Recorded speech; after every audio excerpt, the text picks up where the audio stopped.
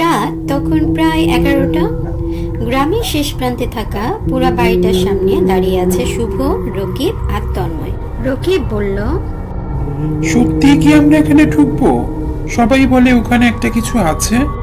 তন্ময় বলে, ধুর, ভূত প্রেত বলে কিছু নেই, সব গুজব। শুধু শুভ কোনো কথা বলল না। ওর মনে ভয় কাজ করছিল, কিন্তু বন্ধুরা এটাকে চ্যালেঞ্জের মতো নিয়েছে, তাই পিছু হটার কোনো উপায় নেই। শুভ বলল, চলো একবার ঢুকে দেখি। তারা দরজাটা ধাক্কা দিল। পুরনো কাঠের দরজাটা বিকট শব্দ করে খুলে গেল। ভেতরে পা দিতেই ঠান্ডা একটা বাতাস তাদের গায়ে আছড়ে পড়ল। রকিব কাপা কাপা গলায় বলল, এই শীতটা কেমন অস্বাভাবিক না? তন্ময়, আরে পুরনো বাড়ি, জানালা ভাঙা, তাই বাতাস ঢুকছে। শুভর হাত থেকে টর্চটা পড়ে গেল, আর তখনই একটা চাপা ঘুঙানি শব্দ এলো। তিনজনই থমকে গেল। শব্দটা যেন খুব কাছ থেকে আসছে। রকিব ফিসফিসিয়ে বলল, তুমি শুনলে? হঠাৎ উপরের ঘর থেকে টুপ করে কিছু একটা পড়ার শব্দ হলো। তিনজন একে অপরের দিকে তাকিয়ে রইল। তন্ময়, কে কে ওখানে? কোনো উত্তর নেই। টর্চের আলো ফেলে তারা সিঁড়ির দিকে এগুলো। এক পা দুপা ধীরে ধীরে উপরে উঠল। ঘরটার সামনে দাঁড়াতেই দরজাটা নিজে থেকেই খুলে গেল। হালকা চাঁদের আলোয় দেখা গেল একটা পুরনো আয়নার সামনে দাঁড়িয়ে আছে একটা ছায়া।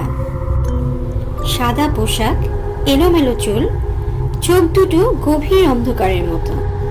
শুভ কাপা গলায় বলল, কে কে তুমি? ছায়াটা ধীরে ধীরে ঘুরে দাঁড়ালো। মুখটা এতটাই ভয়ঙ্কর যে তিনজনের শরীর পুরো জমে গেল। ছায়াটা এবার সামনে এগিয়ে এলো। শুভ অনুভব করলো ঠান্ডা বাতাসে তার শরীর ছুঁয়ে যাচ্ছে। চলে যাও, না হলে। তন্ময় ছিটকে পড়ে গেল। রকিব দৌড় দিল, কিন্তু শুভ দাঁড়িয়ে গেল। শুভ জোর করে বলল, তুমি তুমি কি এই বাড়ির কেউ? ভৌতিক কণ্ঠটি বলল, আমি এখানেই ছিলাম, এখনো আছি এবং চিরকাল থাকবো। শুভ বুঝতে পারলো এখানে আর থাকা যাবে না। সে দৌড় দিল দরজার দিকে, কিন্তু দরজাটা হঠাৎই বন্ধ হয়ে গেল।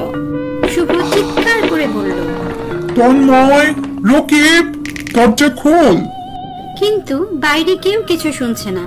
ছায়াটা ধীরে ধীরে তার দিকে এগিয়ে আসছে। পরদিন সকালে গ্রামের লোকজন পোড়াবাড়ির সামনে শুভকে অজ্ঞান অবস্থায় পড়ে থাকতে দেখল। তন্ময় আর রকিব আতঙ্কিত চোখে ওর দিকে তাকিয়েছিল।